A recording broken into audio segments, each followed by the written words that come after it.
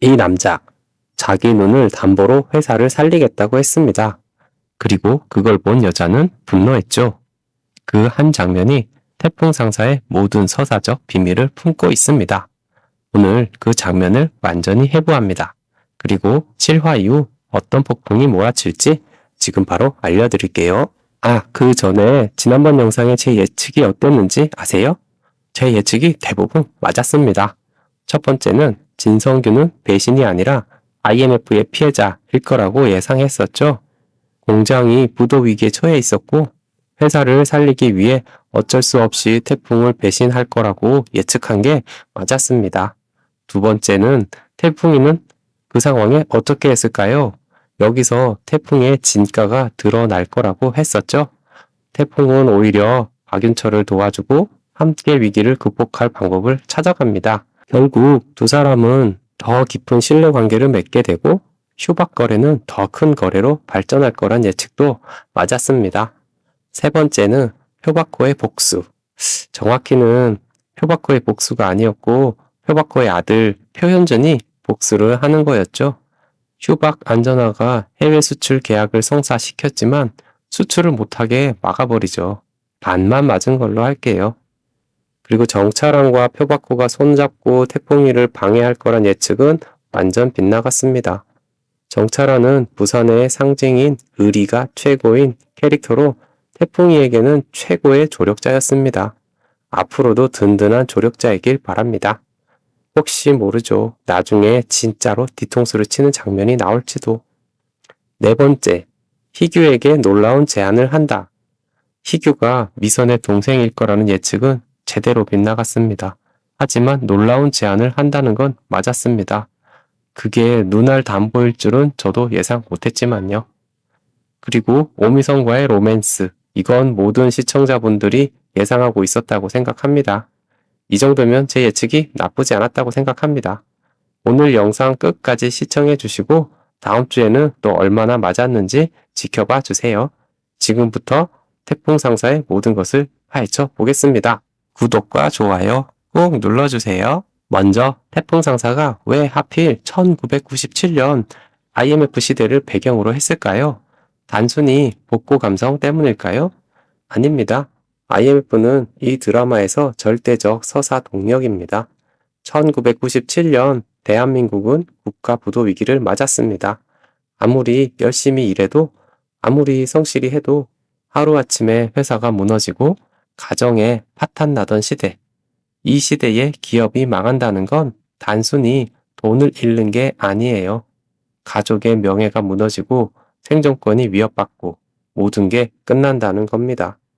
바로 이 극단적인 위험성 때문에 강태풍이 직원도 돈도 할 곳도 없는 최악의 상황에서 회사를 일으키는 이야기가 단순한 성공 스토리가 아닌 생존을 건 필사적인 전쟁이 되는 거죠. 이게 바로 태풍 상사가 시청자들을 붙잡는 첫 번째 비밀입니다. 위기의 스케일을 최대치로 올려놓으면 주인공의 작은 승리 하나하나가 엄청난 카타르시스를 만들어내거든요.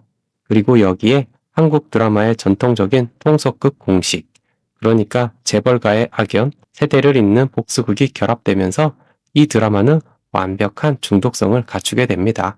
자, 이제 1화부터 6화까지 어떻게 진행됐는지 빠르게 정리해 볼게요. 강태풍은 아버지의 유산으로 빚과 회사를 물려받습니다. 직원도 돈도 할 것도 없는 최악의 조건이죠. 여기서 중요한 건 태풍이 냉철한 사업가가 아니라는 겁니다. 그는 충동적이고 이상주의적이고 감정적입니다. 아버지의 명예를 회복하겠다는 순수한 열정으로 무작정 달려들죠. 이때 등장하는 게 오미선입니다. 미선은 태풍의 유일한 조력자이자 그의 폭주를 제어하는 브레이크 역할을 합니다. 실무적인 문제를 짚어내고 현실적인 위험을 경고하고 태풍이 놓치는 부분을 메워주는 거죠. 두 사람의 관계는 단순한 사업 파트너를 넘어서 점차 감정적 교류를 심화시킵니다. 그리고 여기에 등장하는 최악의 빌런 표현준. 표현준은 단순히 태풍의 사업을 방해하는 경쟁자가 아닙니다. 이 사람은 섬뜩하고 잔혹하고 광기 어린 복수심에 불타는 인물이에요. 왜냐하면 이 갈등은 지금 시작된 게 아니거든요.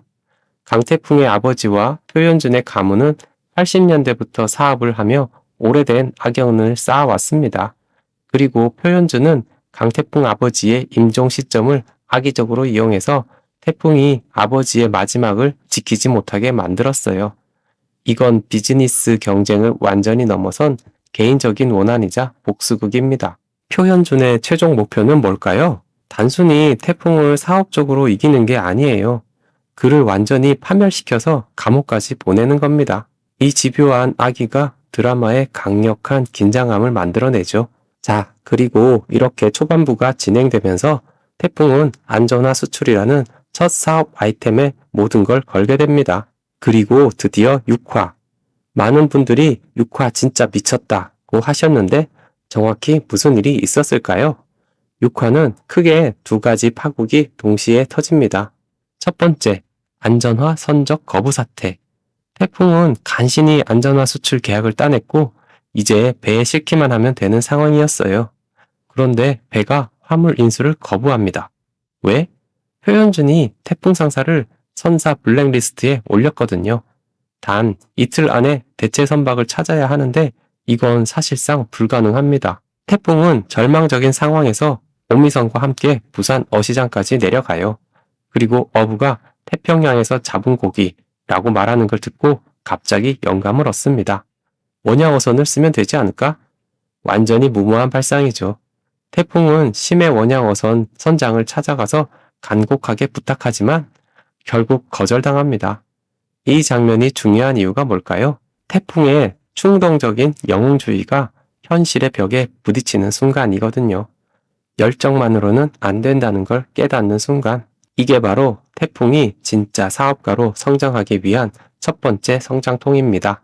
그런데 6화의 진짜 충격은 여기서 끝이 아니에요. 두 번째 파국, 약속어음 논쟁. 미선은 태풍이 빚과 관련된 약속어음에 자신의 눈을 담보로 한다는 조항을 넣은 걸 발견합니다. 그리고 격렬하게 분노하죠. 많은 시청자들이 여기서 헷갈려 하셨어요. 태풍이 자기 희생하는 건데 왜 미선이 화를 내? 이게 바로 이 드라마의 핵심입니다. 미선의 분노는 태풍의 희생정신 자체에 대한 비난이 아니에요. 사장으로서의 책임감을 이해하지 못하고 충동적으로만 행동하는 태풍에 대한 실망입니다. 눈을 담보로 잡는다는 건 감정적이고 헌신적인 태도를 상징하지만 동시에 회사를 이끌어야 하는 리더로서의 냉철한 판단력이 없다는 뜻이에요. 미선은 여기서 단순한 연인이나 조력자가 아닌 태풍의 폭주를 제어하고 윤리적 방향을 제시하는 윤리적 닷 역할을 하는 겁니다. 이 격렬한 다툼이 없었다면 두 사람의 관계는 그냥 착한 남자 주인공 플러스 그를 돕는 여자 주인공이라는 전형적인 구도에 머물렀을 거예요. 하지만 이 충돌을 통해서 두 사람은 단순한 로맨스를 넘어 진짜 동반자로 성장할 수 있는 서사적 정당성을 확보하게 됩니다. 그리고 6화는 이 두 가지 파국을 남긴 채 끝납니다. 사업도 막막하고 관계도 좋지 않고 시청자들은 이제 어떻게 되는 거야? 라며 7화를 기다릴 수밖에 없게 되는 거죠. 자, 그럼 이제 가장 궁금한 부분 7화 이후엔 어떻게 될까요? 7화 예고편을 보면 태풍과 미선이 태국으로 출장을 갑니다. 헬멧 수출을 위해서요. 근데 여기서 의문이 생기죠. 안전화 선적 문제는 어떻게 해결됐어? 드라마는 속도감을 잃으면 안 되기 때문에 7화 초반에 이 위기가 극적으로 해결될 겁니다. 가장 유력한 시나리오는 6화에서 거절했던 그 원양어선 선장이 마음을 바꾸거나 미선이 숨겨뒀던 인맥을 동원해서 임시 선적 루트를 확보하는 거예요. 한 가지 예상되는 건 그 원양어선 선장이 횟집 아주머니 남편이라는 거예요. 그래서 그 횟집 아주머니가 이 두 젊은 남녀를 좀 도와달라 하여 원양어선 선장이 마음을 바꿔서 선적을 도와주는 거죠. 표현준이 예측하지 못한 휴머니즘이나 인간적인 연대를 통해 위기를 돌파하는 거죠. 그리고 태국 출장. 이건 전형적인 K-드라마의 강제적 근접 클리셰입니다. 출장지에서 공동 미션을 수행하고 이국적인 배경에서 감정이 폭발하는 6화에서 격렬하게 싸웠던 두 사람이 태국에서 다시 서로의 진심을 확인하고 멜로를 본격화할 가능성이 매우 높아요. 그리고 태국에서의 헬멧 수출 계약은 성공할 겁니다. 왜냐하면 태풍이 여기서 육화의 무모함을 만회하고 미선에게 진짜 사업가로의 냉철한 역량을 증명해야 하거든요. 만약 태국에서 태풍이 예상치 못한 난관을 전략적으로 극복한다면 미선은 눈담보 갈등으로 무너졌던 신뢰를 회복하게 되고 두 사람은 비로소 진짜 파트너로 거듭나게 될 겁니다. 그런데 여기서 끝일까요? 당연히 아니죠. 중반부, 그러니까 8화에서 12화 사이에는 표현준의 더 강력한 반격이 시작될 겁니다. 태풍이 태국에서 소규모 성공을 거두면 표현준은 더욱 광기 어린 집착으로 태풍을 짓밟으려 할 거예요. 그리고 이 시기에 중요한 복선이 터집니다. 바로 강태풍 아버지의 사업 실패에 얽힌 진실. 지금까지 IMF 때문에 회사가 망했다고만 알려져 있었지만 실제로 표현준 가문의 불법적인 공작이나 은밀한 협잡 때문이었을 가능성이 높아요. 이게 밝혀지면 태풍은 단순히 회사를 재건하는 걸 넘어서 아버지의 명예를 회복하고 표현준 가문을 향한 복수라는 더 큰 동력을 얻게 됩니다. 서사가 기업 성장 드라마에서 가족 복수극으로 완전히 전환되는 거죠. 그리고 최종 국면. 표현준은 개인적인 복수심과 성공에 대한 집착 때문에 무리한 사업 확장이나 불법 행위를 저지르다가 자멸의 길을 걷게 될 겁니다. 그의 과거 악행들, 아버지 임종방해, 80년대부터의 비리, 현재의 블랙리스트 조작, 이 모든 게 결합해서 법적, 재정적 파멸을 맞이하고 서사적으로 예견됐던 그의 최종 종착지인 감옥행으로 이어질 거예요. 반면 태풍은 IMF라는 국가적 위기를 역이용해서 새로운 비즈니스 모델을 구축하고 신뢰와 책임감을 바탕으로 진정한 한국형 상사를 재건하는 데 성공합니다. 그리고 미성과는 당연히 사업적 동반자를 넘어 책임과 신뢰를 바탕으로 한 진정한 인생의 동반자로서 해피엔딩을 맞이하겠죠. 자, 그럼 마지막으로 정리해 볼게요. 태풍 상사가 왜 이렇게 중독적일까요? 첫째, IMF라는 시대적 배경이 만들어내는 극단적인 위기감. 둘째, 명확하고 섬뜩한 빌런 표현준의 존재. 셋째, 단순한 로맨스가 아닌 서로를 성장시키는 동반자 관계. 넷째, 세대를 잇는 복수극이라는 통속극의 강력한 뼈대. 이 모든 요소들이 완벽하게 맞물리면서 태풍 상사는 단순한 기업 드라마를 넘어서 생존, 명예, 정의라는 보편적인 가치를 다루는 드라마가 된 겁니다. 그리고 가장 중요한 건 이 드라마가 던지는 메시지예요.